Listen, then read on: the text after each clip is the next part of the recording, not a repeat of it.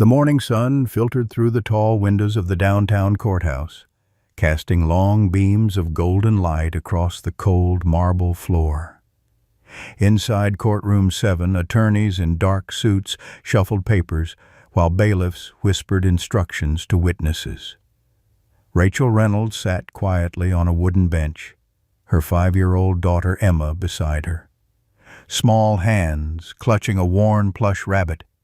Rachel had been called to testify about a warehouse robbery she'd witnessed from her kitchen window 6 months earlier. 2 years had passed since that terrible October day, when Emma had disappeared for 8 terrifying hours during the town's fall festival, only to be found in an abandoned utility shed by Officer David Cross and his German Shepherd, Rex. But as the side door opened and Officer Cross entered the courtroom with his dog trotting obediently beside him, Emma's body went rigid. Her finger shot up, pointing directly at the uniformed man, and in a voice that silenced the entire room, she spoke 2 words that would shatter the foundations of the town's trusted institutions forever: bad man.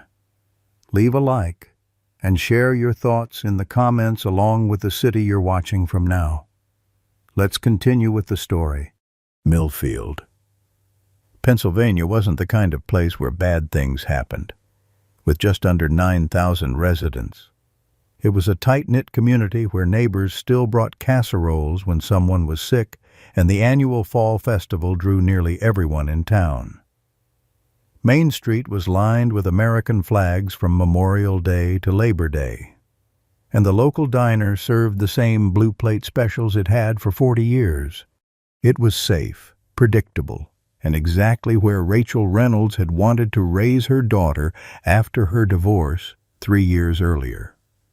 At 34, Rachel worked as an administrative assistant at Millfield Memorial Hospital, her organized nature and calm efficiency making her a favorite among the doctors and nurses. She volunteered at the library's reading hour and sang in the community choir. Her life revolved around 5-year-old Emma, a bright, curious child with auburn curls and a laugh that made strangers smile. Before the incident, as Rachel had come to think of it, Emma had been fearless, the first to pet strange dogs, climb to the highest platform at the playground, or introduce herself to new children. Now, she startled at loud noises and clung to her mother in crowded places. Dr. Sarah Bennett, Emma's child psychologist, had called the changes normal for a child who had experienced trauma, though Emma had never been able to articulate exactly what had happened during those missing hours. The official report stated she had wandered away from the pumpkin carving contest and somehow gotten trapped in an old utility shed near the abandoned rail yard. Officer David Cross, with his German Shepherd Rex, had been the hero of the hour. Finding Emma when the temperature was dropping and darkness was setting in, Judge Ellen Matthews was a fixture in Millfield's courthouse, her steel-gray hair and no-nonsense demeanor inspiring both respect and fear among attorneys. Detective Elijah Monroe had been with the police department for 35 years and was counting the days until his retirement. He had a reputation for thoroughness and integrity that had made him both admired and sometimes resented by younger officers eager to close cases quickly.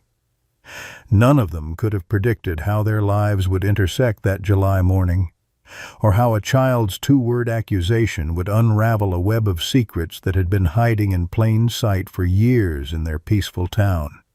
October 12, 2022 had been perfect fall weather in Millfield, crisp enough for sweaters, but sunny enough for the annual Harvest Festival to draw record crowds to Founders Park. Rachel had volunteered at the face-painting booth that morning, but by afternoon she was free to enjoy the festivities with Emma. The 5-year-old had been vibrating with excitement for weeks about the children's pumpkin carving contest, clutching her practice sketches and chattering about the cat face she planned to create. Hold my hand in the crowd. Sweetheart, Rachel had reminded as they navigated through clusters of neighbors and friends, stopping every few feet to exchange pleasantries. The aroma of caramel apples and cinnamon donuts filled the air, mingling with the earthy scent of hay bales and pumpkins arranged in picturesque displays. "I'm a big girl, Mommy," Emma had protested, though she dutifully gripped Rachel's fingers as they made their way to the children's area. The pumpkin carving station was set up under a big white tent, with long tables covered in newspaper and plastic tablecloth. Each child received a small pre-gutted pumpkin and child-safe carving tools.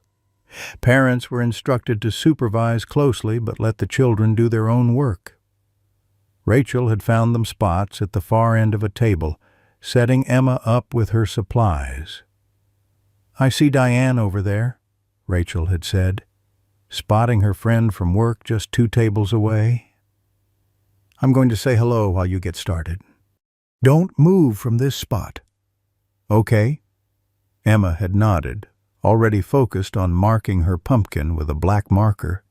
Rachel had walked just 20 feet away, close enough to see Emma's red sweater, to wave when Emma looked up. But in the 5 minutes she spent chatting with Diane about an upcoming fundraiser, something impossible happened. Emma vanished. One moment, the little girl in the red cardigan was bent over her pumpkin, tongue poking out in concentration. The next, her seat was empty. Rachel's heart had stopped mid-beat when she turned back and saw the abandoned pumpkin, the marker rolling across the table. "Emma," she'd called, spinning in a circle, scanning the crowd for auburn curls. "Emma." Her voice rose, edged with the first hint of panic. She checked under the table, behind the nearby hay bales, asked the children sitting nearby if they'd seen where Emma went. Nobody had seen anything. Within minutes, Rachel's panic had infected the entire festival. The pumpkin carving contest halted. Volunteers formed search parties. Someone called 911. The festival announcer began broadcasting Emma's description over the speakers. 5-year-old girl, auburn hair in pigtails, red cardigan over a denim jumper, white sneakers. Please bring her to the information booth if found. By sunset, the Millfield Police Department had mobilized their full force. Officer David Cross arrived with Rex, his German shepherd, collecting one of Emma's hair scrunchies from Rachel to give the dog a scent. The K-9 unit set out toward the periphery of the park, while uniformed officers methodically searched every tent, booth, and bathroom. She wouldn't just wander off, Rachel kept insisting to Detective Monroe, who was taking her statement while fighting the dropping temperature and fading light. She knows not to go with strangers. She was excited about her pumpkin. Monroe had been kind but firm. "Children this age can be impulsive, ma'am. They see something interesting, a butterfly, a puppy, and follow it without thinking. We'll find her." As floodlights were being set up and the search expanded to the surrounding streets, Officer Cross's voice had crackled over the radio. "K-9 unit to base. I think we've got something. Rex is indicating strong interest in the old utility shed by the railroad tracks." Rachel had run toward the area before anyone could stop her, ignoring shouts to wait for officers. The abandoned railroad station sat just beyond the north edge of the park, separated by a chain-link fence with several gaps where children had been known to slip through despite repeated repairs. The utility shed was a small, rusted structure about 50 yards from the fence line, once used to store track maintenance equipment. By the time Rachel reached the shed, Officer Cross was unlocking a heavy padlock on the door. "Stand back, ma'am," he'd ordered, his tone brooking no argument. "Let Rex go in first in case there's someone in there." The shepherd had entered the darkened structure, followed by Cross with his flashlight. 10 seconds later, the longest 10 seconds of Rachel's life, she'd heard Cross call out, "She's here. She's safe." Emma had been curled in the corner, tear-streaked and disheveled, but apparently physically unharmed. She'd clung to Rachel like she'd never let go, her small body trembling. Later, at the hospital, the doctor had noted minor scratches on Emma's arms and a small bruise on her forehead, all consistent with a child who might have stumbled in the dark shed. There was dirt under her fingernails, and her once white sneakers were scuffed and filthy. "Can you tell us what happened, sweetheart?" Detective Monroe had asked gently in the hospital room, while Rachel held Emma's hand. But Emma hadn't spoken a word. Not that night. Not the next day. When she finally began speaking again 3 days later, she'd shown no memory of how she'd gotten to the shed or what had happened there. The official report concluded she must have wandered away, perhaps following a squirrel or butterfly, slipped through the fence, and accidentally locked herself in the abandoned shed while exploring. Case closed. A happy ending. A child returned safely. Officer Cross received a commendation for his quick work. But the Emma who came home was different from the one who disappeared. She started having nightmares, terrible screaming episodes that would wake her in the dead of night. She developed a sudden, inexplicable fear of dogs, turning rigid and silent when one approached.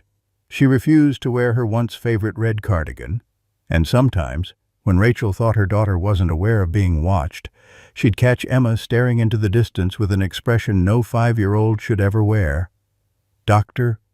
Bennett had been patient and skilled, using play therapy, art, and gentle questions to help Emma process her trauma.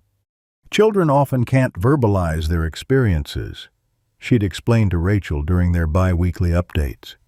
Especially confusing or frightening ones, her mind is protecting her by compartmentalizing the fear. For nearly 2 years, they'd lived in this new normal. Emma had made progress. The nightmares came less frequently. She could see dogs at a distance without panicking, though she still wouldn't touch one. She'd returned to school and made friends. But there remained a wariness in her eyes that broke Rachel's heart.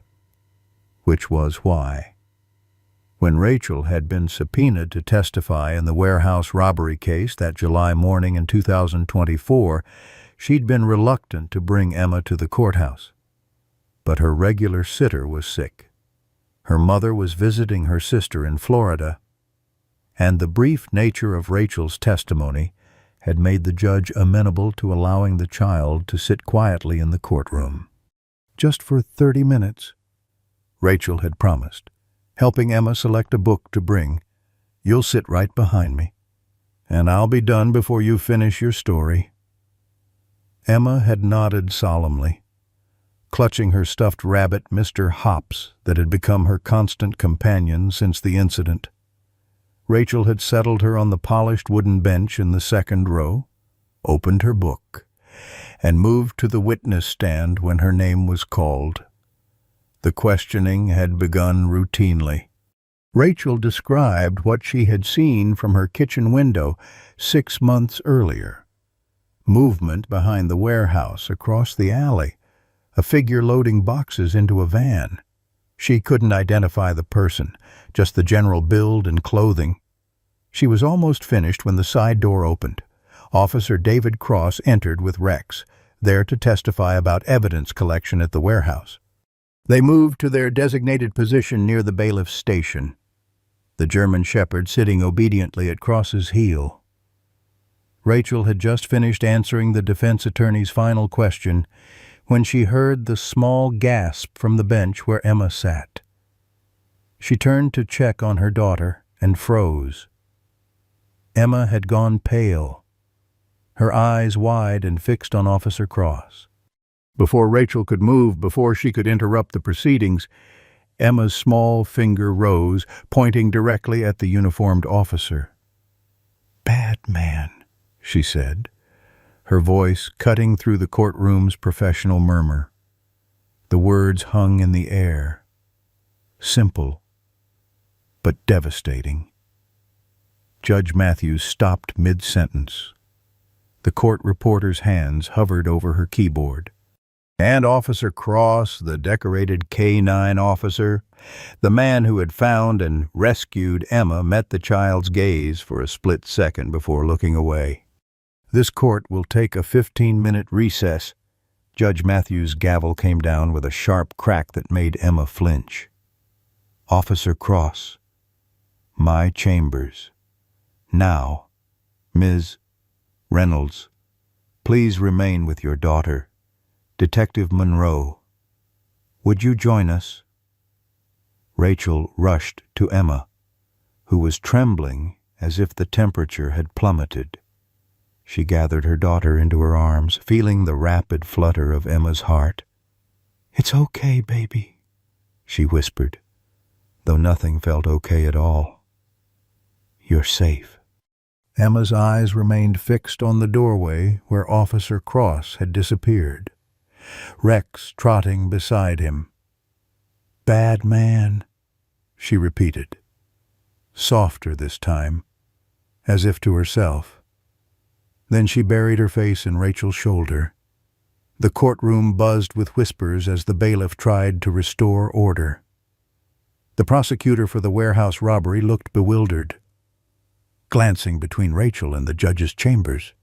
Rachel noticed several people eyeing them with expressions ranging from curiosity to outright suspicion. Mrs. Reynolds. A woman in a dark suit approached, her expression professionally neutral. "I'm Caroline Weber, victim advocate for the county. Judge Matthews asked if you'd be willing to speak with someone while she addresses this situation." Rachel nodded, still holding Emma close. "Who?"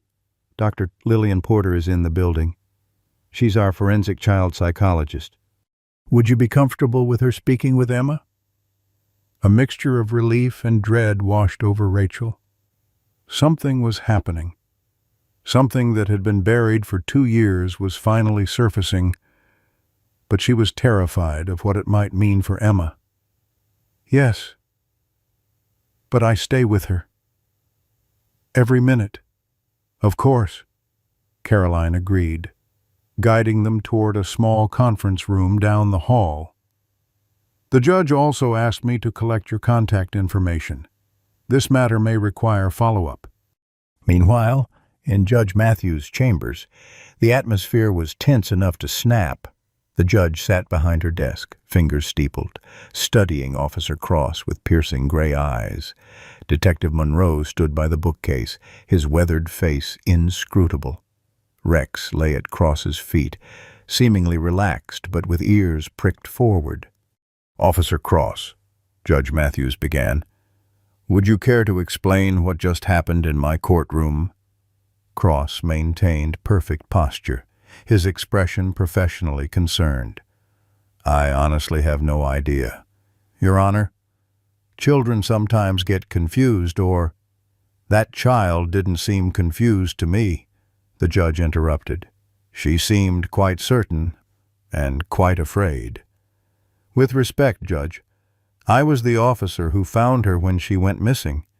Perhaps she associates me with a traumatic experience being lost, scared." Detective Monroe cleared his throat. "That still wouldn't explain bad man. David." Cross's jaw tightened almost imperceptibly. "I can't account for the imagination of a 5-year-old girl. Detective, I found her locked in that utility shed saved her. In fact, she was in shock then. Who knows what she remembers or thinks she remembers." Judge Matthews tapped her pen against her desk calendar. "Detective Monroe, I'd like you to pull the file on Emma Reynolds' disappearance. All of it, reports, photos, witness statements, medical examination. I want it on my desk within the hour."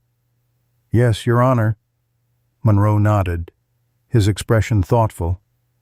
"And Officer Cross, I'm temporarily relieving you of duty in this courthouse. You'll remain in the officers' lounge until we sort this out. Judge, that's an order, officer. Judge Matthews' tone left no room for argument. And leave your K-9 with the handler on standby. For just a moment, something flickered across Cross's face, a tightening around the eyes, a subtle tension in his shoulders before he smoothed his expression back to professional deference. Of course, Your Honor. In the small conference room down the hall, Dr. Porter had introduced herself to Emma with a warm smile and gentle voice. She was a woman in her 50s with kind eyes and practical clothes, nothing like the stern professionals Rachel had expected. Emma, I'm Dr. Porter, but you can call me Lillian if you'd like. I talk to children when they have important things to say that grown-ups need to hear. Emma pressed herself against Rachel's side, clutching Mr. Hops tighter. You said something very important in the courtroom, Dr. Porter continued, about Officer Cross being a bad man. Can you tell me why you think he's bad? Emma shook her head, eyes downcast. That's okay. Would you like to draw instead? Sometimes it's easier to show things than to say them. Dr. Porter produced a pad of paper and colored pencils from her bag and placed them on the table. After a moment's hesitation, Emma reached for a black pencil. Rachel watched, heart in her throat, as her daughter began making harsh, jagged marks on the paper. What are you drawing, sweetheart, Dr. Porter asked after a few minutes. The dark place, Emma whispered, still drawing. With the barking. Rachel and Dr. Porter exchanged glances. The shed where you were found, Rachel asked carefully. Emma shook her head. Under? Under the shed, Dr. Porter clarified. Emma nodded, switching to a brown pencil. The dog was there too. He tried to help. Rachel felt a chill spread through her body. There had been no mention of any space under the utility shed in the reports. No mention of a dog other than Rex finding her. Emma, Dr. Porter said, her voice still gentle but more focused now. Was Officer Cross's dog, Rex, the one who tried to help you? Emma nodded again, drawing what appeared to be a dog's face with the brown pencil. He wouldn't stop barking until the bad man hit him. Rachel's hand flew to her mouth. Dr. Porter maintained her professional calm, though her eyes had sharpened. Did the bad man hurt you? Emma, she asked. He locked me up, Emma said, voice trembling. He said I was special, that I had to be quiet, that no one would find me because he was the police. She looked up at Rachel, eyes swimming with tears. But I was good. Mommy, I didn't tell, not even when Dr. Bennett asked me. Rachel pulled Emma close, her own tears falling freely now. You did nothing wrong, baby. Nothing at all. Dr. Porter made a few notes. Emma, you're being very brave. Would it be okay if I ask you one more question? Emma nodded against Rachel's shoulder. How did you get out of the dark place? The man brought me up when it got dark. He put me in the shed. He told me to count to 100 before I made any noise.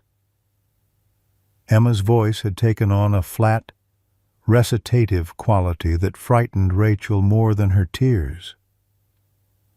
But then other people came, with lights, and he acted different, like on TV when someone pretends. Dr. Porter nodded and closed her notebook. Thank you, Emma. You've been incredibly brave. She turned to Rachel. Mrs. Reynolds, with your permission, I'd like to recommend an immediate medical examination for Emma at Millfield Memorial, Not the standard emergency room doctor, but our specialized pediatric forensic team. Of course. Rachel agreed immediately, though the words forensic team sent another wave of fear through her. Whatever she needs. Dr. Porter stepped out to make arrangements, leaving Rachel and Emma alone for a moment. Rachel stroked her daughter's hair, trying to process what she'd just heard. How had no one seen this? How had that monster used his position to... A knock at the door interrupted her thoughts. Detective Monroe entered, his face grave. "Mrs. Reynolds?" "I've been assigned to review Emma's case." His eyes moved to Emma, softening. "Hello there. Emma, I'm Detective Monroe. I need to ask you and your mom some questions, but they can wait if you're tired." Emma studied him, then gave a small nod. "You have grandpa hair," she said quietly, referring to his silver temples. A smile briefly touched Monroe's weathered face. "I suppose I do." He turned back to Rachel. "I've just reviewed the initial report from 2 years ago. Officer Cross was first on scene when the call came in about Emma going missing. He was also the one who found her. Alone. No other officers were present at the utility shed when he radioed in." Rachel felt a surge of nausea. "You think he took her and then pretended to find her?" "I'm not jumping to conclusions yet," Monroe said carefully, aware of Emma listening. "But there are irregularities in the report. The padlock on the shed, for instance. Cross reported it was rusted shut from disuse. But the groundskeeper says those sheds are checked monthly for trespassers. The locks are maintained." "She said she was kept somewhere under," Rachel whispered. "Not in the shed itself." Monroe's expression darkened. "There's an old maintenance tunnel system that runs beneath that section of the rail yard. They were sealed off years ago. But..." He trailed off, glancing at Emma. "We'll need to investigate thoroughly. In the meantime, Judge Matthews has requested protective surveillance for you and Emma." Another knock came, and Dr. Porter returned with Carolyn Weber. "The medical team is ready at Millfield Memorial," Dr. Porter announced. "They can see Emma right away." "I'll drive you," Monroe offered. "We've got officers checking Cross's whereabouts now. He left the courthouse against Judge Matthews's orders." Rachel gathered Emma's things with shaking hands. As they prepared to leave, a commotion in the hallway drew their attention.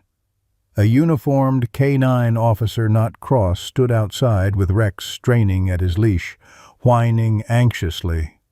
"He won't settle down," the officer explained to Monroe. "Cross handed him over, but the dog's been trying to get away ever since. I've never seen him like this. He's usually the most disciplined K-9 in the unit." As Rex caught sight of Emma, his whining intensified. To everyone's surprise, Emma pulled away from Rachel and approached the German shepherd without fear. "He remembers," she said simply, placing a small hand on the dog's head. Rex immediately calmed, pressing against Emma's side as if to shield her. Monroe watched the interaction with narrowed eyes. "Bring the dog," he decided. "If Cross comes looking for Emma, Rex might be our best early warning system." As they made their way to Monroe's unmarked police car, Rachel felt a strange mixture of horror at what her daughter had endured and fierce determination to see justice done. The courthouse steps seemed to stretch endlessly before them, each step taking them further from the orderly world she had believed in just hours ago and deeper into a nightmare that had apparently begun 2 years earlier. But Emma walked beside her, one hand in Rachel's and the other resting lightly on Rex's back. The dog keeping perfect pace with the child. Whatever happened next, Rachel vowed her daughter would not face it alone. Detective Elijah Monroe's office walls were covered with timelines and photographs by midnight. What had begun as a simple review of Emma Reynolds's disappearance had expanded into something far more disturbing. He stood back, coffee cup in hand, surveying the evidence with the methodical eye of a man who had spent 35 years investigating the worst of human behavior. "You see it too, don't you?" Dr. Lillian Porter asked from the doorway. She'd been working alongside him since they'd left Emma and Rachel at the hospital 7 hours earlier. Monroe nodded grimly.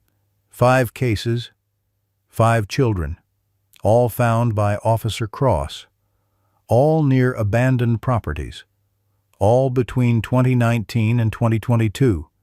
He tapped a photo of a small blond boy, no more than 6.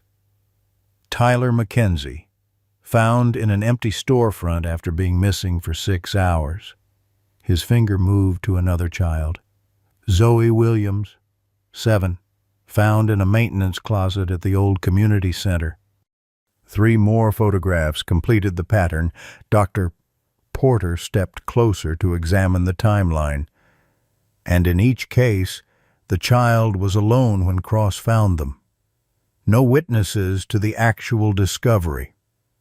The department gave him commendations, Monroe said, disgust evident in his voice. Hero cop saves another child. Meanwhile, he was likely the one. He broke off, the thought too sickening to complete. "What did Emma's medical exam show?" he asked instead. "Doctor?" Porter consulted her notes.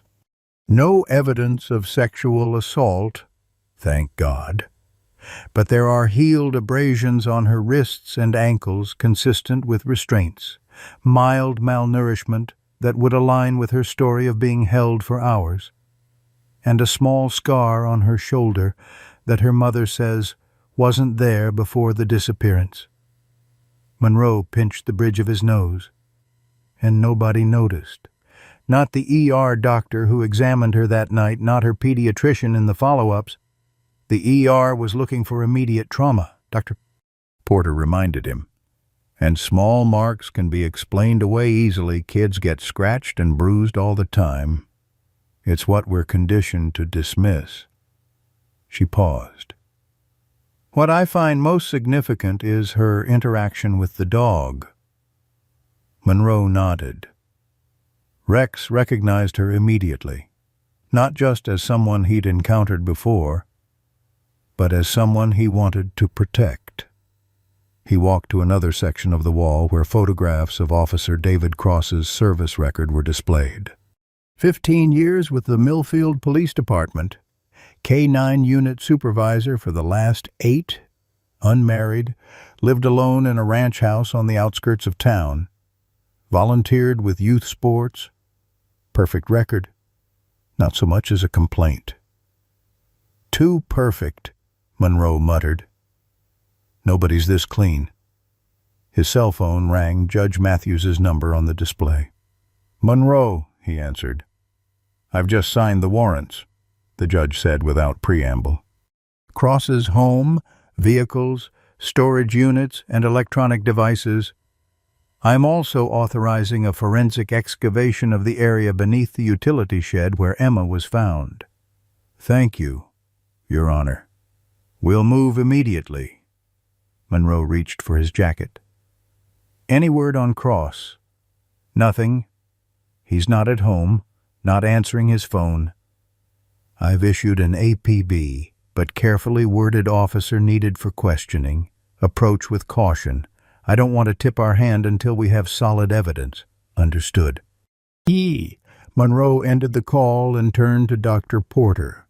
"We need to check on Rachel and Emma before we execute these warrants. Cross is in the wind, and I don't like it."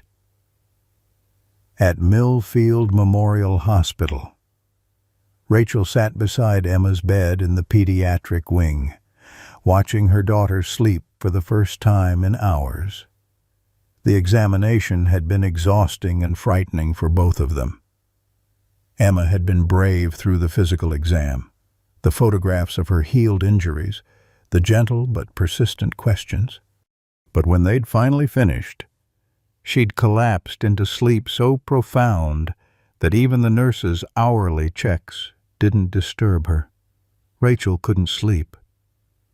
Each time she closed her eyes, she saw Officer Cross's face, the man she'd thanked, the man whose hand she'd shaken with tears of gratitude in her eyes, the man who had hurt her daughter. Her hands clenched into fists at the thought. A soft whine drew her attention to the corner of the room. Rex lay on a hospital blanket, head on his paws, watching Emma with an intensity that was almost human. The hospital had made an unprecedented exception to allow the service dog to remain. After Dr. Porter had explained his significance to the case and Emma's recovery, a light tap at the door made Rachel tense. But it was only Monroe and Dr. Porter returning. The detective's face was grave as he motioned for Rachel to join them in the hallway. "We've found something," he said quietly once the door had closed behind her. "Cross wasn't just targeting Emma.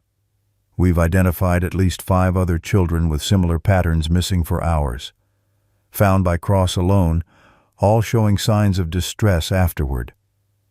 Rachel felt her knees weaken. Dr. Porter guided her to a nearby chair.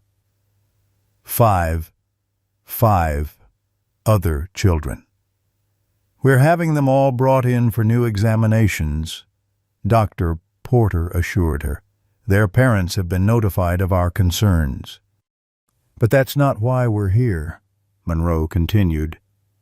"Cross has disappeared. He's not at home, not answering calls. We're executing search warrants now, but I want to move you and Emma to a more secure location." A cold fear washed over Rachel. "He knows she identified him. We have to assume so," Monroe agreed. "We've arranged a safe house outside town. Officer Tanya Wilson will accompany you. She's one of our most trusted, and she wasn't closely associated with Cross." "When?" Rachel asked, glancing back toward Emma's room. "As soon as Emma wakes. We don't want to disturb her rest, but we can't wait too long." Rachel nodded, then hesitated. "What about Rex, Emma? She seems to need him nearby." Monroe and Dr. Porter exchanged glances. "Technically, he's department property and evidence in an ongoing investigation," Monroe said, "but I've spoken with the chief, and given the circumstances, Rex will remain with Emma. He seems determined to protect her, and right now, that's an asset we can use." Back in Emma's room, Rachel watched her daughter sleep, wondering how she would explain to a 5-year-old that they had to leave in the middle of the night, that the police officer who had supposedly saved her was actually a monster, that nothing was as it seemed. The weight of it all threatened to crush her. The search of Officer David Cross's home began at 2:17 a.m. A team of 6 officers, led by Detective James Hargrove from Internal Affairs, entered the modest ranch house with weapons drawn, though they suspected it was empty. The house was meticulously clean and organized, almost sterile in its perfection. "No personal photos," observed Officer Martinez, scanning the living room walls. "No family, no friends, just his service commendations." They moved methodically through the house, documenting everything. The kitchen contained nothing unusual: basic supplies, healthy foods, protein supplements. The living room had a large television and a well-organized bookshelf filled with books on law enforcement, canine training, and military history. It was the basement that changed everything. "Sir," You need to see this." Martinez called up the stairs, his voice strained. Hargrove descended to find Martinez standing before a locked door not unusual in itself, except for the heavy-duty deadbolt that seemed excessive for a basement room. The key from Cross's ring opened it easily. Inside was a windowless space that had been converted into an office, with a desk, filing cabinets, and a high-end computer system. "Check every file, every drawer," Hargrove ordered. "And get Tech down here for the computer." The filing cabinets yielded nothing immediately suspicious: tax records, service evaluations, training certificates. But when Officer Collins opened the desk drawer, he let out a low whistle. "Got something here." Inside a false bottom in the largest drawer was a small leather-bound notebook. Its pages contained dates, locations, and terse notations: blonde female, 7 Community Center, 407 Siam, and brown male, 6 West Side storefront, 5H42. "Jesus," Hargrove breathed. He was keeping records. By dawn, the evidence had mounted alarmingly. Cross's computer contained encrypted folders with surveillance photos of playgrounds and school pickup zones. A hidden compartment in his garage held restraints sized for small limbs and sedatives stolen from the K-9 unit's medical supplies. Most damning of all was a second property, a cabin 30 miles outside Millfield, purchased under an LLC that took hours to trace back to Cross, as the evidence accumulated at the station. Rachel and Emma were settling into the safe house, a comfortable but secure residence normally reserved for protected witnesses. Officer Wilson maintained a discreet presence while Emma explored the unfamiliar space, Rex never more than a few feet from her side. "Mommy, is this our new home?" Emma asked, peering out the kitchen window at the fenced backyard. "No, sweetheart. Just for a little while, until the police finish their work." Emma nodded sagely, as if this made perfect sense. Because of the bad man, Rachel knelt to her daughter's level. "Yes, because of him. But you're safe now. Officer Wilson is here to protect us. And so is Rex." At the mention of his name, the German shepherd moved closer to Emma, ears alert. "He's a good dog," Emma said, resting her small hand on Rex's head. "Even when the bad man hurt him, he tried to help me." Rachel's heart contracted painfully. "Can you tell me more about that, Emma? About Rex trying to help you?" Emma's face grew solemn. "When the bad man put me in the dark place, Rex came too. He kept barking and trying to stay with me. The bad man got mad and hit him. But Rex wouldn't go away." She leaned against the dog's solid form. "He's my friend." Rachel swallowed the lump in her throat. "Yes, he is. That afternoon, as Emma napped with Rex curled protectively beside her bed, Rachel sat at the kitchen table with Detective Monroe, who had arrived with new developments. "We found his trophy box," Monroe said grimly. "Hidden in a wall safe at the cabin. Items from each child: Emma's red hair ribbon, a shoelace from Tyler Mackenzie, a charm bracelet from Zoe Williams." He pushed a folder across the table. "And photographs. Documentation of what he did." Rachel couldn't bring herself to open the folder.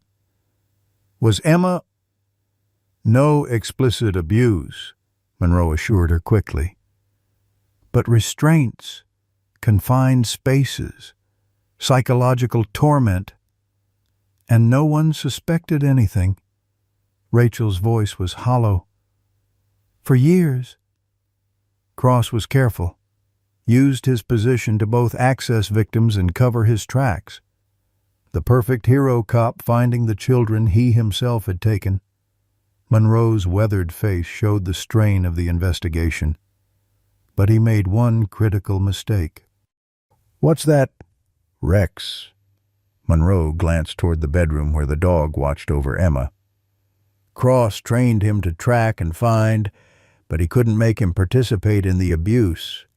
According to the K-9 trainer we interviewed this morning, Rex had been showing increasing behavioral issues over the past 2 years, reluctance to work, aggression toward Cross in certain situations. They attributed it to aging or possible health problems." "He knew," Rachel whispered. "All this time, Rex knew what Cross was doing." Monroe nodded. "Animals have a moral clarity that humans sometimes lack. Rex was trying to protect those children in the only way he could." A commotion outside drew their attention.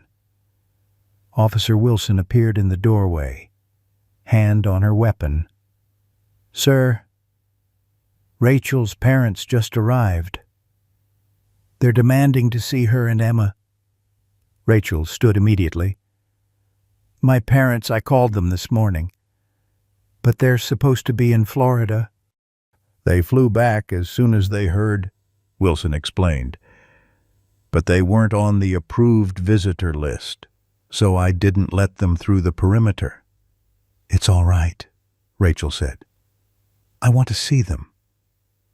Minutes later, Martha and Bill Thompson burst into the safe house, faces creased with worry.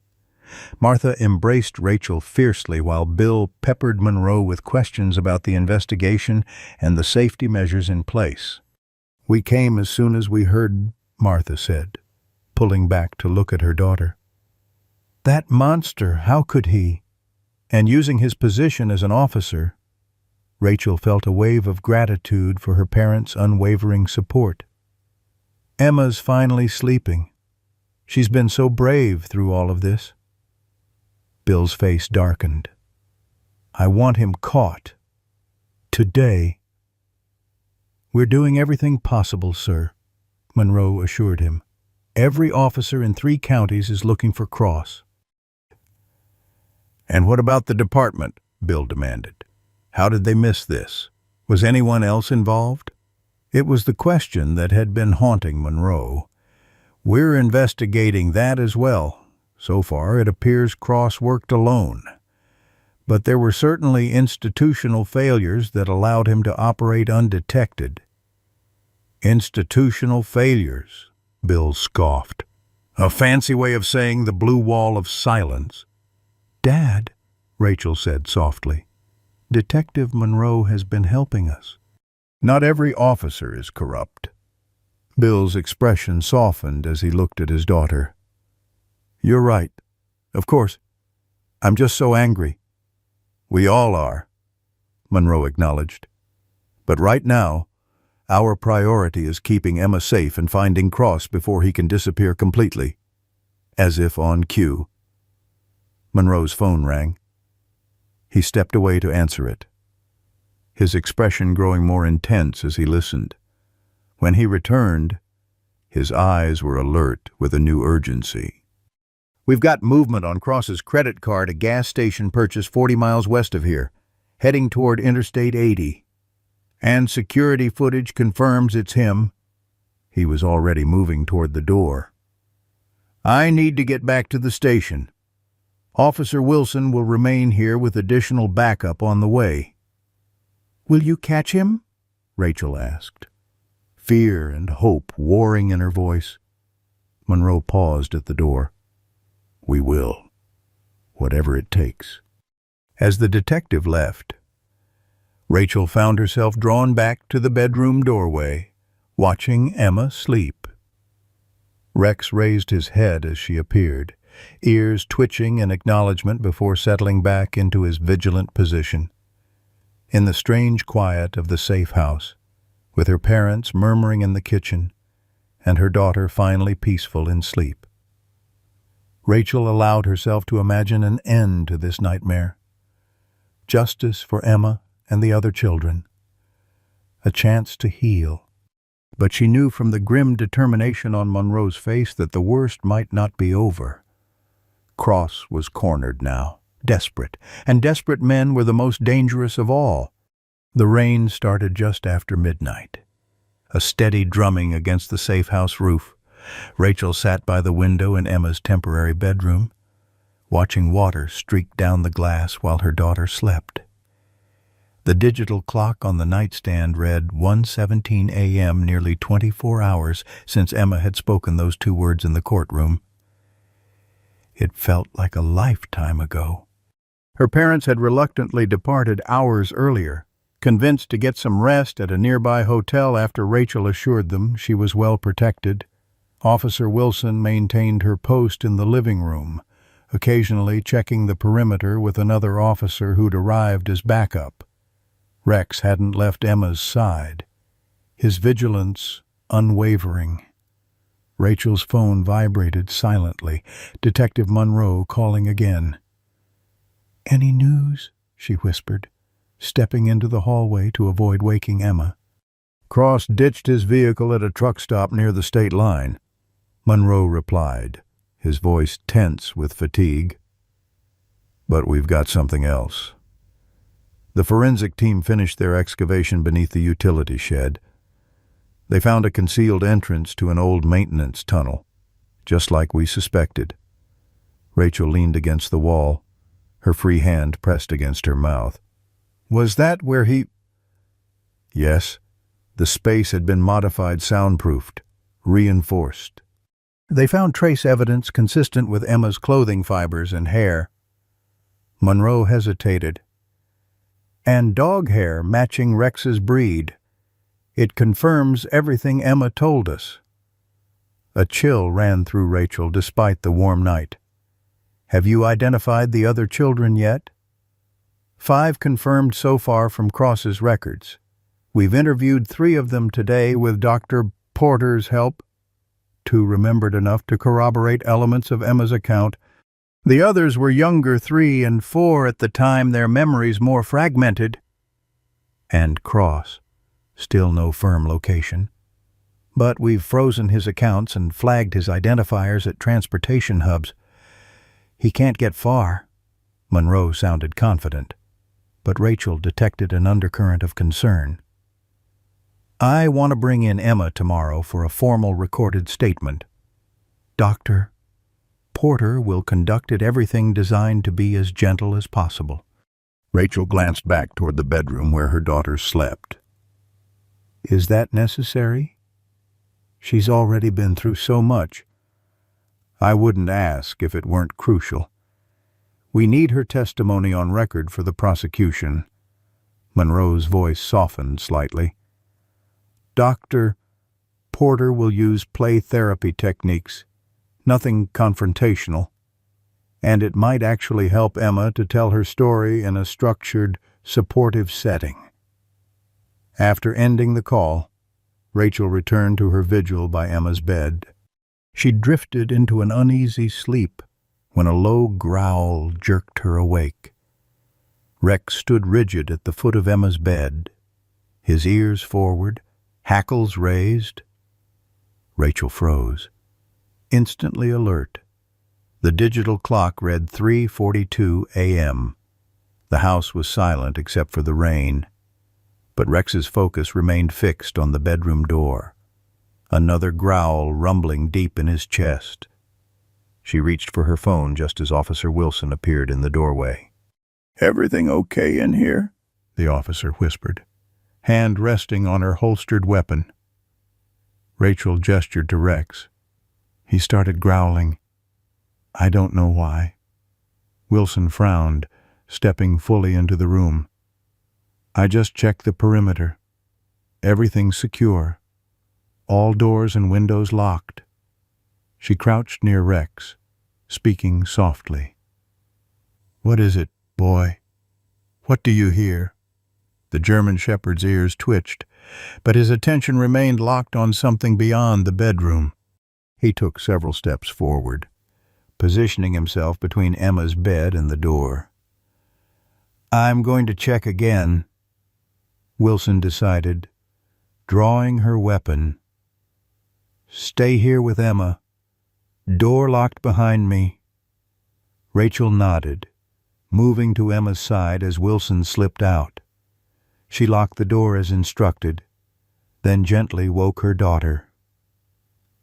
"Emma, sweetheart, we need to be very quiet now. Okay?"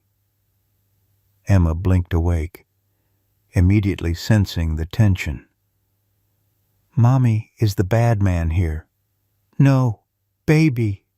"But Rex is worried about something, so we're being extra careful." Rachel helped Emma into her slippers. "We're going to sit in the bathroom for a little while, like a game of hide and seek." The small bathroom had no windows and only one entrance, the most defensible position in the bedroom. Rachel guided Emma inside with Rex following closely, his body language still alert but controlled. They had just settled on the floor when a muffled thud came from somewhere in the house. Emma clutched Rachel's arm. "What was that?" "I don't know," Rachel whispered, reaching for her phone to call Officer Wilson. No answer. Rex's growl deepened, his focus now on the bathroom door. Rachel pulled Emma against her chest, heart pounding as she dialed 911. "This is Rachel Reynolds at the safe house on Westbrook Lane." "Something's wrong. Officer Wilson isn't responding, and we heard a noise. Please send help immediately." The dispatcher confirmed the information and instructed Rachel to remain hidden until officers arrived. Estimated time, 4 minutes. 4 minutes that suddenly felt like an eternity. A creaking floorboard outside the bedroom made Rachel's breath catch. With trembling fingers, she texted Monroe. Someone in the house. Wilson not answering. In bathroom with Emma and Rex. 911 called. The bedroom door handle rattled, then a splintering crack as it was forced open. "Police on the way," she whispered to Emma, who was shaking against her. "We just need to be very quiet for a few minutes." Rex positioned himself directly in front of the bathroom door, his stance wide, teeth bared in silent warning. Rachel reached for anything that could serve as a weapon, finding only a heavy ceramic soap dish. Footsteps moved slowly through the bedroom, pausing occasionally as if searching. Then a voice chillingly familiar. "Rachel, Emma, it's Officer Cross. There's been a security breach. I'm here to move you to a safer location." Emma whimpered softly, burying her face against Rachel's shoulder. Rachel held her tighter, willing her to remain silent. "I know you're in the bathroom," Cross continued, his voice closer now. "The officer on duty has been temporarily disabled. No help is coming. You need to trust me if you want to stay safe." Rachel's phone vibrated with Monroe's response. "Officers, 2 men out. Do not open door." "Rachel, I can explain everything," Cross said, his tone almost conversational. "There's been a terrible misunderstanding. Emma was confused about what happened. I would never hurt a child." The bathroom doorknob turned slowly. Locked. "I'm going to have to insist you open this door," Cross said, all pretense of friendliness evaporating. "Now, before this gets unpleasant." Rex's growl became audible, a clear warning that made Cross pause. "Ah, Rex is with you, my old partner." A bitter laugh. "Loyalty is such a fickle thing, isn't it? He seems to have forgotten who feeds him, who trained him." A heavy thud against the door made Rachel and Emma jump. The wood frame cracked. 30 seconds, Rachel, open the door, or I break it down." Rachel's mind raced. The backup officers were still minutes away. She needed to stall. "Why, David," she called, her voice stronger than she felt. "Why Emma? Why any of those children?" Another thud against the door, the frame splintering further. "Why?" Cross repeated, sounding genuinely perplexed. "Because I could. Because no one was watching. Because a man in uniform is above suspicion." The smile in his voice was audible. "And because there's nothing quite like being the hero. Is there? Finding the missing child, receiving the gratitude, the accolades. It's intoxicating." The door shuddered under another impact. "And your dog knew?" Rachel continued desperately. "Rex tried to protect the children from you." Cross laughed. The dog was a problem. Too much empathy. Bad trait for police work. I tried to train it out of him. But a final crash, and the bathroom door burst open, the lock torn from the frame. Officer David Cross stood in the doorway, still in uniform though it was rumpled and wet from the rain.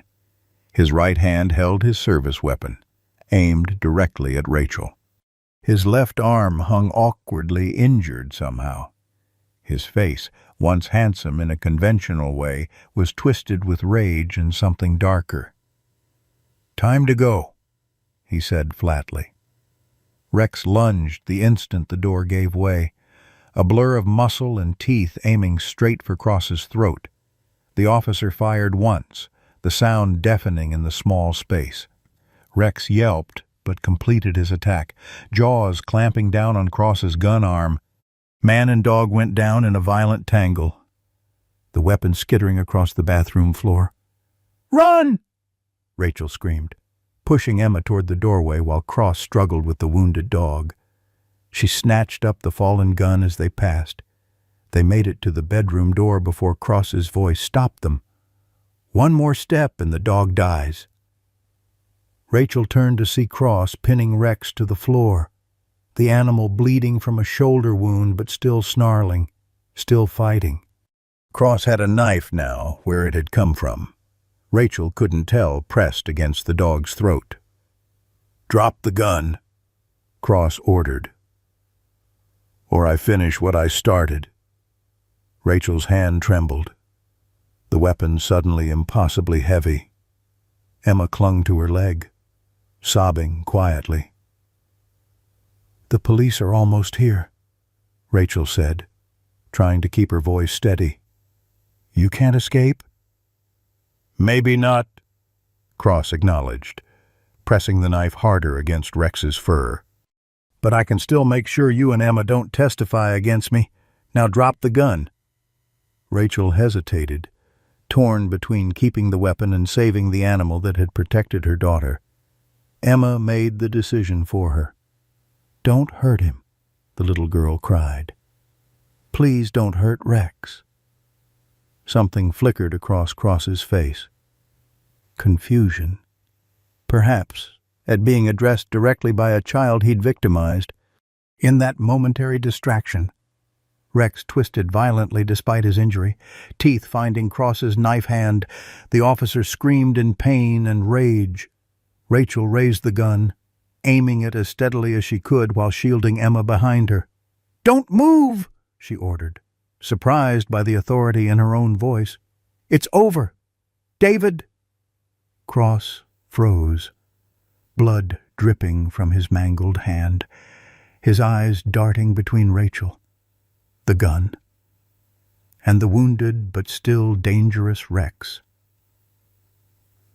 "You won't shoot me?" he said, but his confidence was waning. "You don't have it in you to protect my daughter. Try me." Rachel's finger tightened on the trigger.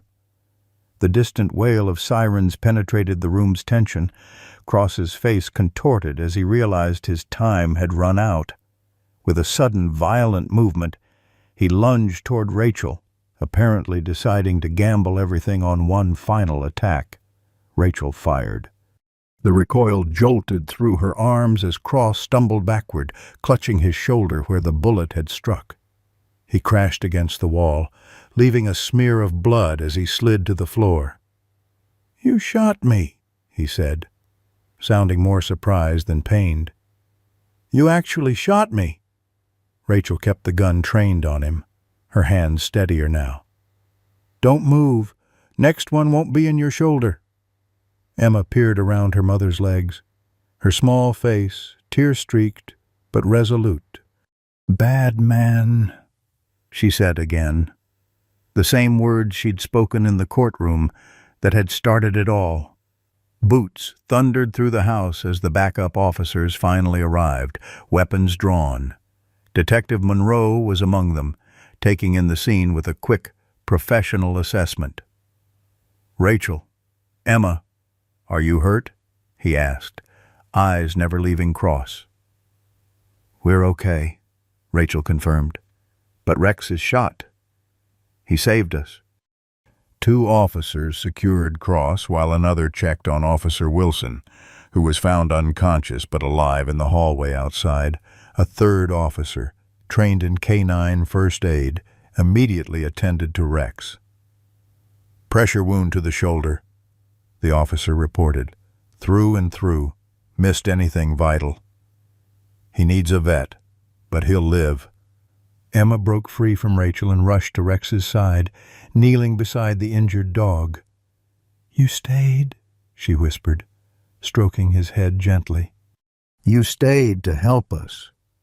Monroe took the gun carefully from Rachel's hand. "You did good," he said quietly. "Really good." As paramedics arrived to treat Cross and Officer Wilson, Monroe guided Rachel and Emma to the living room, away from the blood and chaos of the bedroom. An officer brought blankets and water while they waited for the scene to be secured. "How did he find us?" Rachel asked, her adrenaline crashing as the reality of what had just happened began to sink in. "He had access to the department's safe house registry," Monroe explained grimly. "Used his credentials to pull the location before they were revoked. Another system failure we'll have to address." Rachel watched as the paramedics wheeled Rex out on a stretcher, the dog sedated but stable. Emma insisted on walking alongside, her small hand resting on the animal's flank. "He remembered her all this time," Rachel said, watching her daughter's gentle interaction with the injured dog. "Even when Cross ordered him to help with the abductions, Rex tried to protect the children."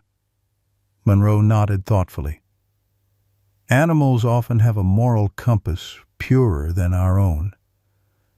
Rex couldn't stop what was happening, but he did what he could, stayed with the victims, tried to comfort them. And today, he put his life on the line to save Emma." "And she recognized him in that courtroom," Rachel said, the pieces finally fitting together in her mind. "Not just Cross.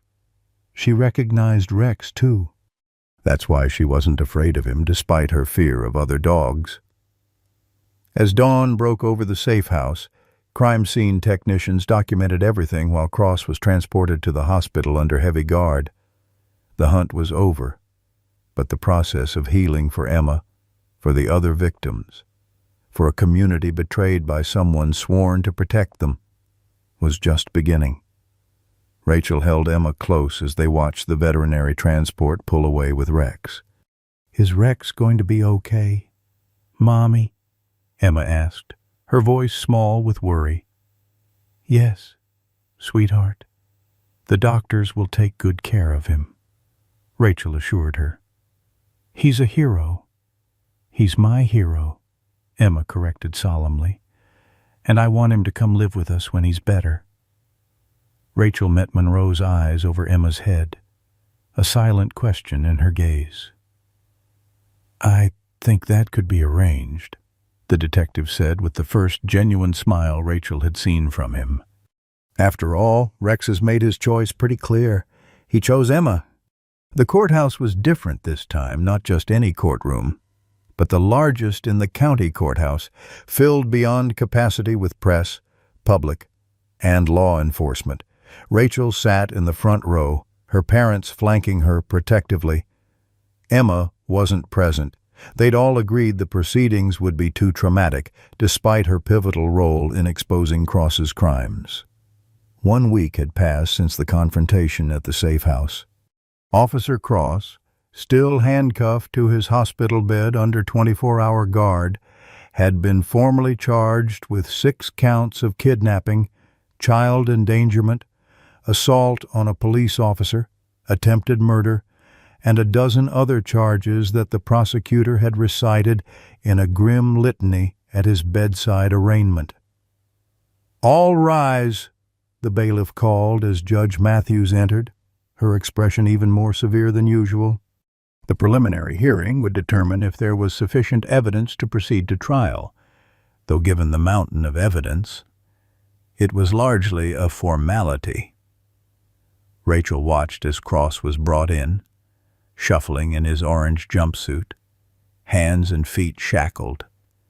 His shoulder was bandaged, where her bullet had struck him, his right hand heavily wrapped from Rex's bite. He kept his eyes down, avoiding the glares of his former colleagues and the community he'd betrayed. District Attorney Samuel Harrison presented the case methodically, outlining evidence found at Cross's properties, testimony from the victim's medical examinations, and the damning contents of Cross's own records. When he introduced the tunnel complex beneath the utility shed where Emma had been held, Rachel felt her mother's hand tighten around hers. "The Commonwealth has rarely seen a case with such overwhelming evidence," Harrison concluded. "Officer Cross systematically exploited his position of trust to victimize the most vulnerable members of our community, and then positioned himself as their rescuer. He has betrayed not only these children and their families, but the very oath he swore to uphold." Cross's public defender offered little resistance, requesting only that his client be held in protective custody given his former position as a police officer. Judge Matthews agreed to this single concession before denying bail and binding the case over for trial. As the proceedings concluded, Detective Monroe approached Rachel in the hallway. "There's something you should know," he said quietly, guiding her toward a private conference room. Inside waited Chief Williams, the silver-haired head of Millfield Police Department, and 2 men Rachel didn't recognize. "Mrs. Reynolds," Chief Williams began once introductions were complete. "First, let me express my personal apology for what your family has endured. The department failed you and the other victims in ways that can never be adequately addressed." Rachel nodded stiffly, still struggling to reconcile this formal apology with the depth of her anger. "We've launched a comprehensive internal investigation," Williams continued. "Early findings indicate that Cross operated alone in the actual abductions, but there were institutional failures that allowed his behavior to continue." "Institutional failures," Rachel repeated, the same phrase Monroe had used days earlier. "You mean other officers suspected something and looked the other way?" Chief Williams's expression tightened. "In some cases, yes. 2 senior officers have been suspended pending further investigation. They dismissed complaints about Cross's behavior with the K-9 unit and failed to follow up on inconsistencies in his reports." "The trainer reported Rex's behavioral changes," Monroe added. "Suggested the dog might need to be retired due to his unreliable performance. Cross convinced the department it was a medical issue and requested a replacement dog. The paperwork was already being processed." Rachel felt sick at the implication. "He was going to get rid of Rex because Rex was trying to protect those children." "That appears to be the case," Chief Williams confirmed, "which brings us to why we asked to speak with you today.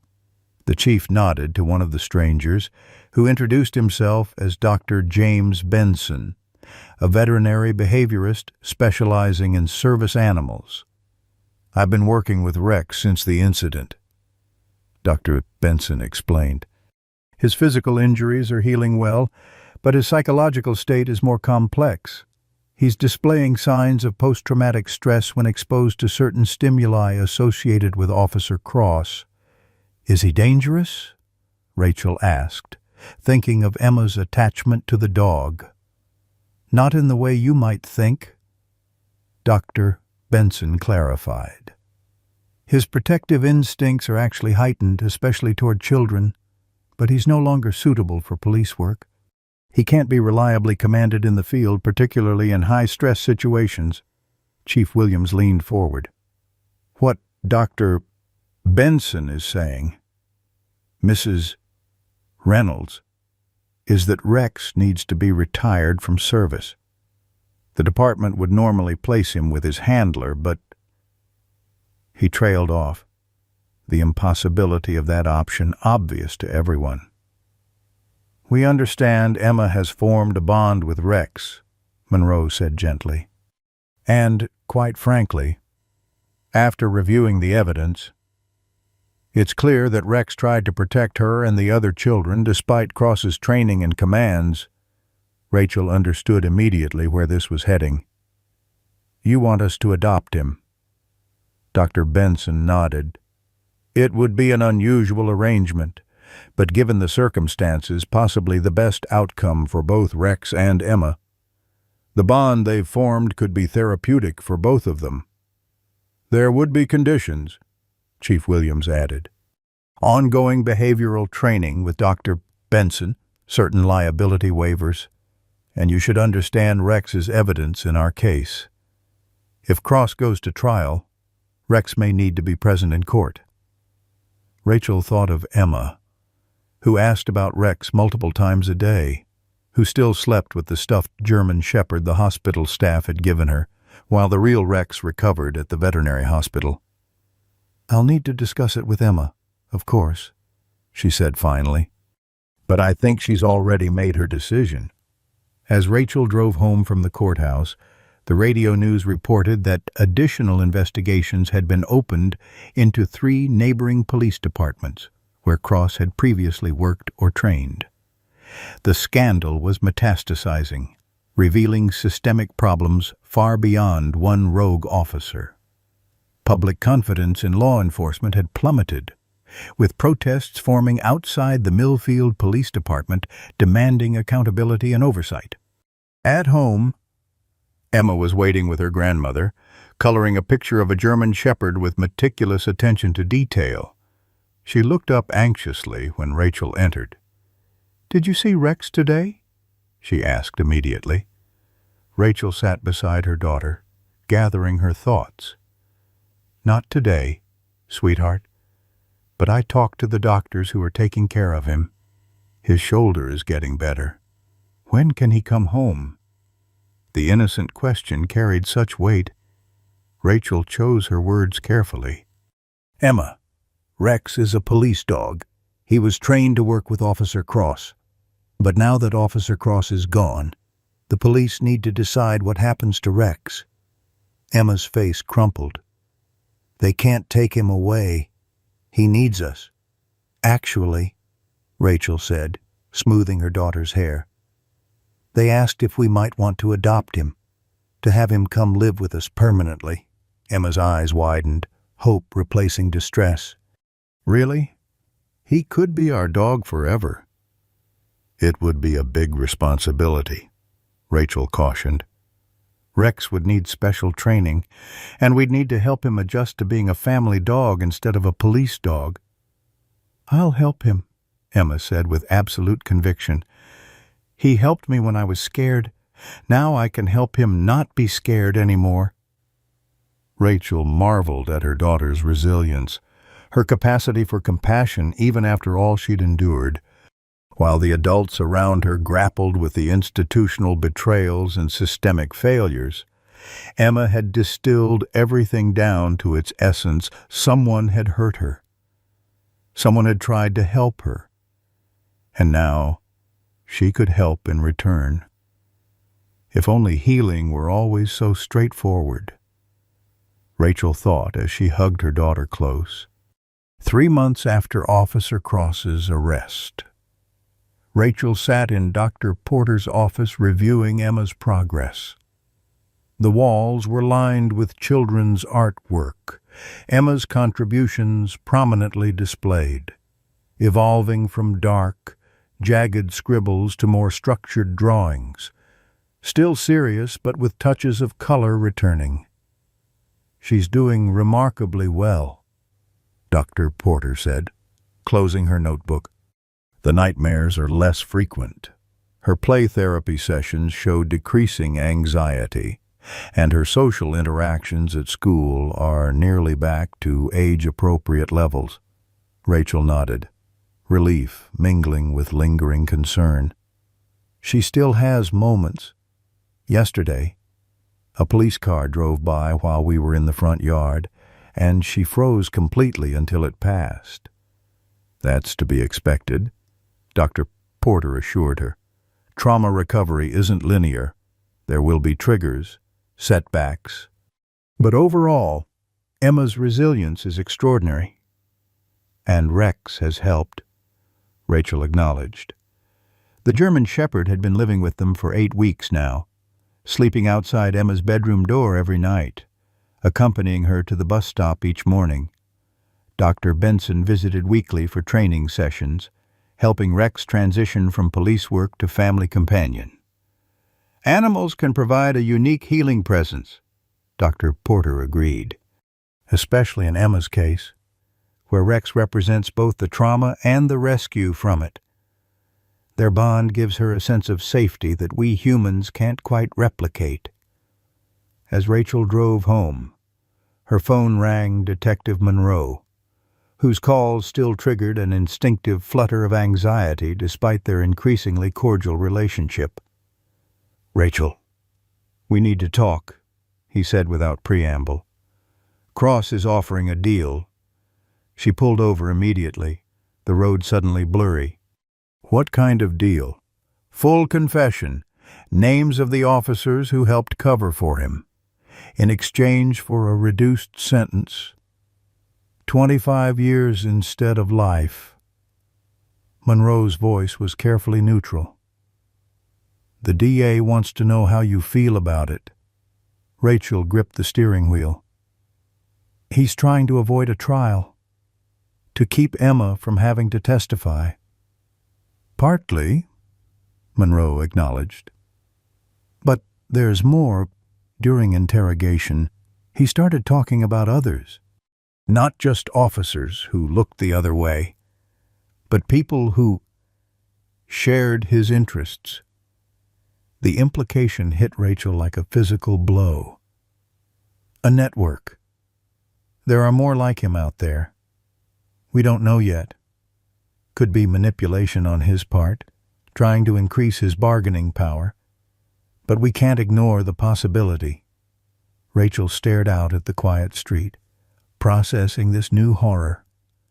What does the DA recommend? Off the record, take the deal. It guarantees Cross stays locked up for at least 25 years. Emma wouldn't have to testify or relive her trauma in a courtroom. And it gives us leverage to pursue these other leads, potentially stopping others before they hurt more children. "I need to think about it," Rachel said finally. "Talk to Emma's therapist. My parents." "Of course. There's no rush today. Just wanted you to know it's on the table." After ending the call, Rachel sat motionless, watching a school bus pass by with children's faces pressed against windows. 25 years? Emma would be 30 by the time Cross became eligible for parole. Would that be justice? Was any prison sentence truly adequate for what he'd done when Rachel arrived home? She found her father in the backyard with Emma and Rex. The German Shepherd was running through basic commands sit, stay, come performed with increasing confidence despite his injured shoulder, which had healed with only a slight stiffness. "Mommy, watch," Emma called. "Rex can find things now. Grandpa hid my teddy bear." Rachel watched as Emma gave Rex one of her stuffed animals to sniff, then commanded, "Find it. Rex." The dog immediately put his nose to the ground, quartering the yard methodically before triumphantly retrieving the hidden teddy from beneath a shrub. "Dr. Benson says he's a natural at scent work," her father explained as Emma lavished praise on the dog. "Different from police tracking. More like a game. Good for his confidence. Good for hers, too." That evening, after Emma was in bed with Rex settled in his customary position outside her door, Rachel told her parents about Cross's deal. "Take it," her mother said instantly. "Spare Emma the trauma of a trial. That monster doesn't deserve the dignity of a courtroom drama." Her father was more measured. "What does Emma want?" "I haven't discussed it with her," Rachel admitted. "I'm not sure how much she should be involved in this decision." "She's young," her father acknowledged. "But this happened to her. Giving her some agency in the resolution might be important for her healing." The next morning, Rachel arranged a special session with Dr. Porter to discuss how best to approach the subject with Emma. Together, they developed a simplified way to present the options without burdening Emma with adult complexities. That afternoon, sitting in their sunny kitchen with Rex at her feet, Rachel carefully explained to Emma that the bad man had offered to tell the truth about what he did, which would mean Emma wouldn't need to go to court and talk about the scary things that happened. Would he still go to jail? Emma asked immediately, her priorities clear. "Yes, for a very long time, until you're all grown up." Emma considered this seriously, petting Rex's head absently. "What about the other children? Do they have to talk in court?" Rachel was struck by her daughter's concern for the other victims. If the bad man tells the truth, they won't have to talk in court either. "And what about Rex?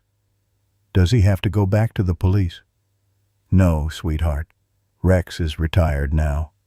He stays with us no matter what."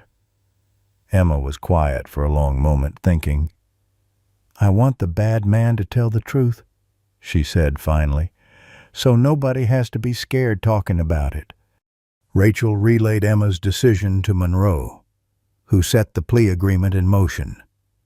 4 days later, in a closed hearing attended only by essential court personnel, victims' families, and a handful of senior police officials, David Cross formally entered his guilty plea.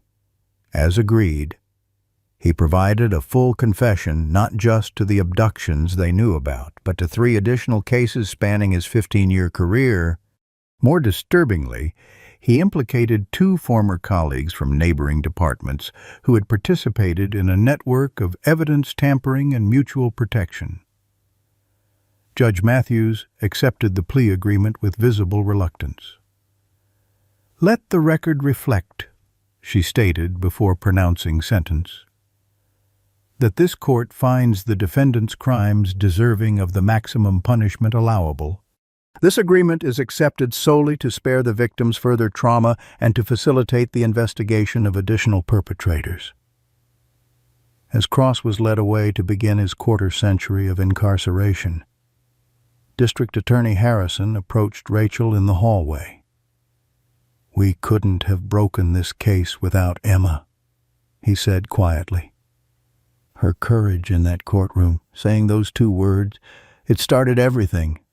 "Because of her, we've identified a pattern of cases going back 15 years, spanning 3 counties. Children who might never have received justice." "And the officers he named?" Rachel asked. "Already under investigation.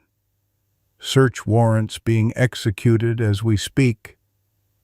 Harrison's expression was grim but determined. "This isn't over. but at least now we know what we're fighting. And who. That night, as Rachel tucked Emma into bed, her daughter asked a question that revealed how much she understood despite her age.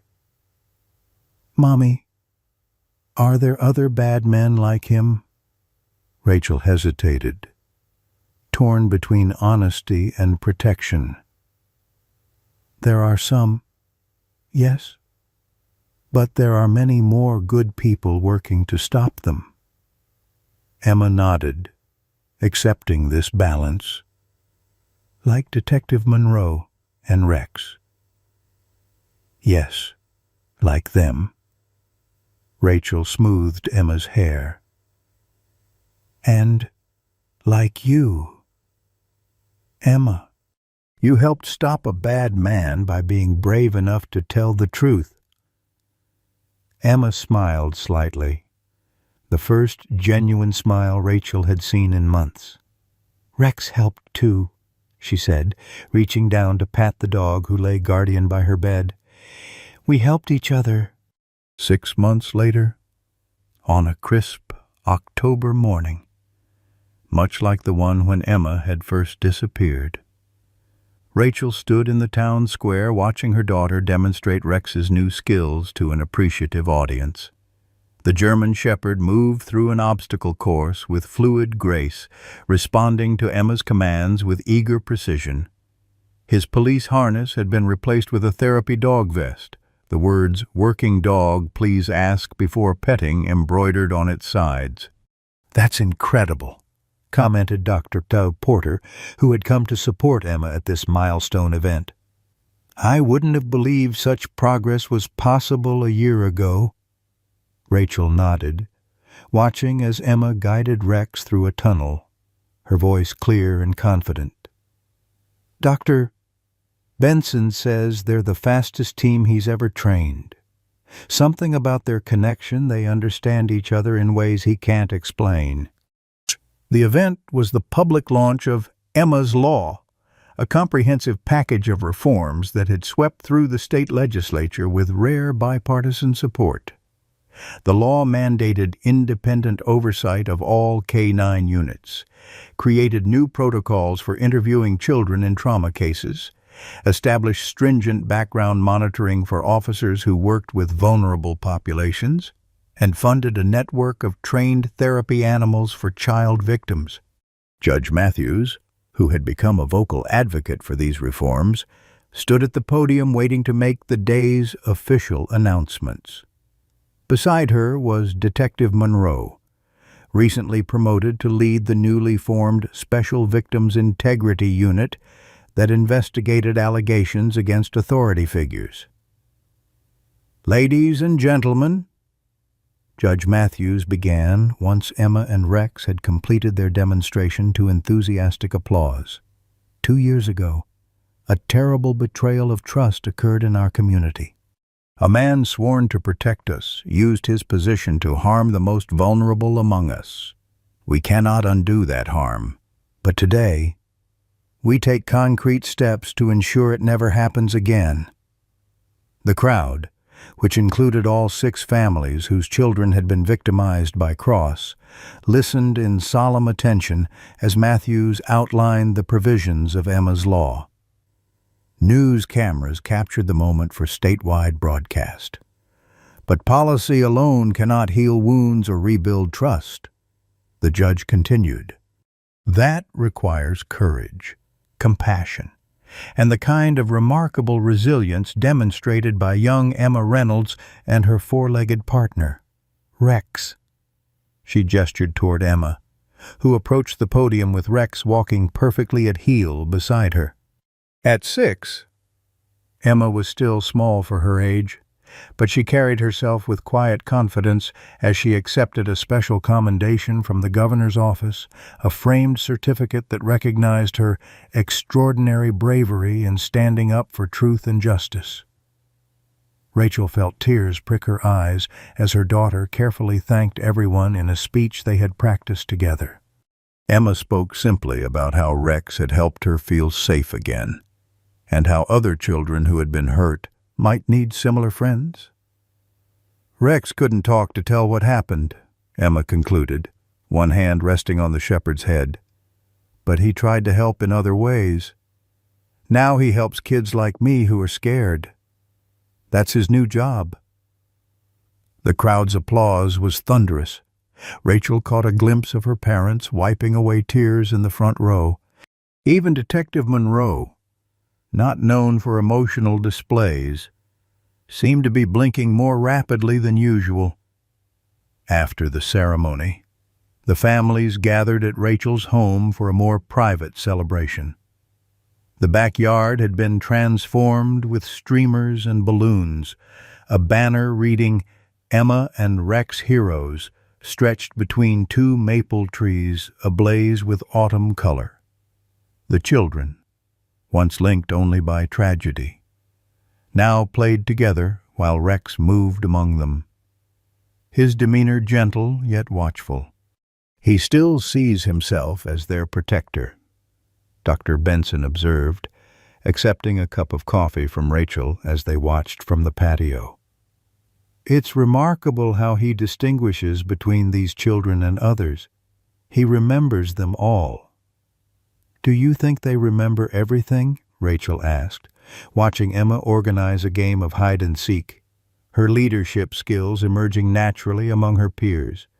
"Children process trauma differently than adults," Dr. Porter answered, joining their conversation. "Some memories may fade or become less immediate. Others may resurface at developmental milestones, but with continued support, they'll integrate these experiences rather than being defined by them." Rachel thought about how far they had come since that day in the courtroom when Emma had pointed and said those two pivotal words. The investigation sparked by Emma's accusation had ultimately led to the arrest of 4 additional officers across 3 counties and the reopening of dozens of suspicious cases. Cross's network had been dismantled, his 25-year sentence now seeming like the first step in a much larger reckoning rather than an end in itself. "She wants to be a K-9 trainer when she grows up," Rachel shared, watching Emma demonstrate a hand signal to one of the younger children. "Or a veterinarian, or possibly both." "She'd be excellent at either," Dr. Benson said with a smile. "She has a natural gift with animals, especially Rex. Their communication goes beyond commands and responses. It's a partnership." As evening approached and guests began to depart, Detective Monroe pulled Rachel aside. "I wanted you to know the Oversight Committee completed their review of the department yesterday. 17 policy changes have been implemented, 3 more officers disciplined for failure to report suspicions. Chief Williams is taking early retirement." Rachel absorbed this news with mixed emotions. The chief had cooperated fully with the investigation, even testifying against his own officers. But the systemic failures had occurred under his watch. "Who's replacing him?" "Captain Diaz from Internal Affairs. She's good, incorruptible, and reform-minded." "Already talking about making the therapy dog program permanent?" Rachel nodded, gratitude mingling with the lingering sense that no institutional changes could fully address what had happened. "Thank you, Elijah, for everything, for believing Emma that day." "I believed Rex, too," Monroe replied with unexpected gentleness. 25 years in law enforcement. You develop instincts about people, but that dog, he knew exactly who Cross was, tried to tell us in the only way he could." He glanced over to where Rex was now lying patiently, while the remaining children took turns reading to him from a picture book. "Sometimes the truest judge of character has 4 legs and a tail." After the last guest had departed, and Emma was tucked into bed, Rachel sat alone on the back porch, watching the stars emerge in the clear autumn sky. Rex padded out to join her, settling at her feet with a contented sigh. "You did good today," she told him, stroking his ears. The dog had gradually accepted her touch over the months, though he remained primarily bonded to Emma. "You both did."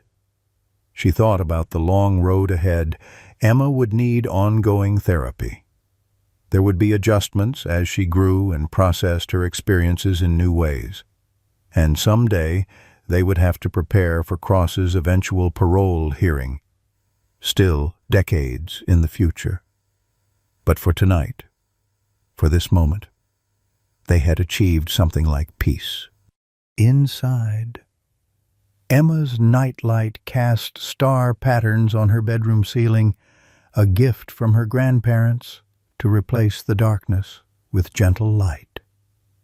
Her breathing was deep and even, her sleep untroubled by nightmares for the third consecutive week.